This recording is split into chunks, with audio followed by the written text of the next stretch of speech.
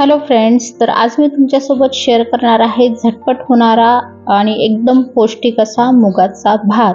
उन्हाळ्यामध्ये बऱ्याच वेळेला काय होतं, रात्रीच्या वेळेला जेवण बनवायचा किंवा भाजीपोळी बनवायचा खूप कंटाळा येतो. अशा वेळेला तुम्ही हा पौष्टिक असा मुगाचा भात झटपट बनवू शकता. खूप टेस्टी लागतो.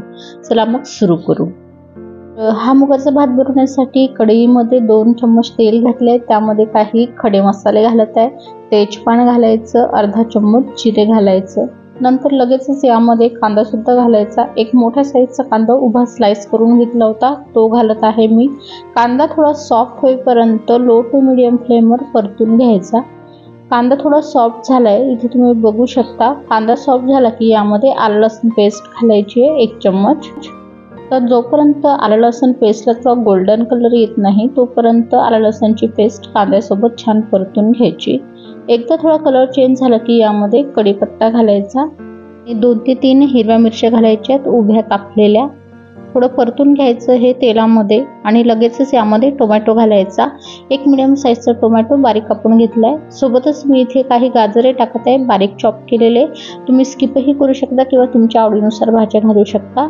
आता 1/4 टीस्पून हळद, 1 टीस्पून लाल तिखट टाकलंय. तेलामध्ये हे सुके मसाले परतून घ्यायचे आणि नंतर 1 टीस्पून एवढं बिर्याणी मसाला घालायचा आहे. जर बिर्याणी मसाला नसेल तर तुम्ही इथे गरम मसाला सुद्धा घालू शकता. थोडा कोथिंबीर घालायचा फोडणीमध्ये आणि परतून घ्यायचं. आणि नंतर यामध्ये मूग घालायचे आहेत. तर मूग हे स्प्राउट्स आहेत मुगाचे. रात्रीच मी भिजत घातले होते. याला छान मोड आलेले आहे आणि स्प्राउट्स खाणं खूप हेल्दी असतं. जास्त प्रमाणामध्ये प्रोटीन मिळतं. त्यामुळे हा भात लवकर होतो आणि यातून आपल्याला जास्त प्रोटीन मिळते.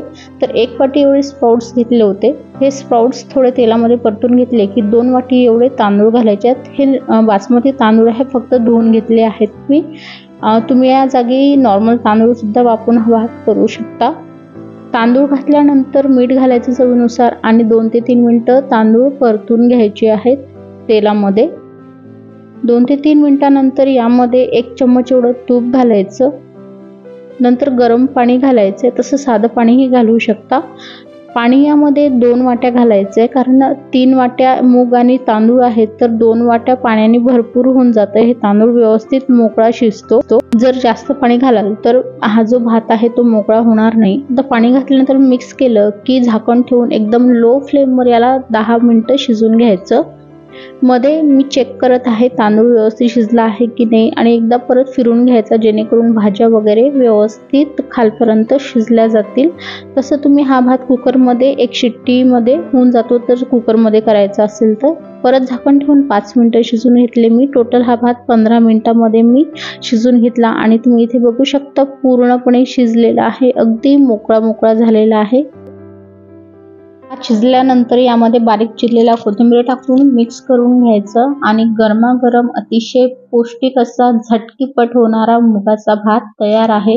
वेळ कमी असेल किंवा स्वयंपाक करायचा कंटाळा आला असेल तर 15 मिनिटांमध्ये तुम्ही हा भात बनवून तयार करू शकता.